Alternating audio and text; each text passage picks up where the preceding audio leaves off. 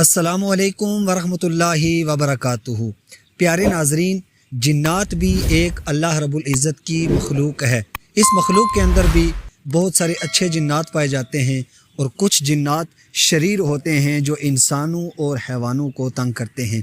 آج آپ کو قرآن مجید فرقان حمید سے ایک ایسا خاص وظیفہ بتا رہا ہوں کہ اگر آپ صبح اور شام اس وظیفے کا اہتمام کر لیں گے تو انشاءاللہ اس کے بعد آپ کو کبھی بھی شریر جنات تنگ نہیں کریں گے۔ یہ شریر جنات کبھی کبھار گھروں کے اندر ہوتے ہیں، راستوں کے اندر ہوتے ہیں، چشموں کے اندر ہوتے ہیں، ویران گھروں کے اندر ہوتے ہیں۔ اگر آپ اس وظیفے کا اہتمام کر لیں گے تو انشاءاللہ آپ کو کبھی بھی تنگ نہیں کریں گے۔ پیارے ناظرین، کرنا کیا ہے؟ صبح اور شام ایک مرتبہ آیت الکرسی اور 3 مرتبہ سورہ فلق یعنی قل اعوذ برب الفلق، اور اسی طرح 3 مرتبہ سورہ ناس قل اعوذ برب الناس، ان آیات کو پڑھنے کا معمول اپنی زندگی کا بنا لیں۔ انشاءاللہ آپ کو اس کے بعد کبھی بھی شریر جنات نہیں تنگ کریں گے، اللہ رب العزت کے فضل و کرم سے۔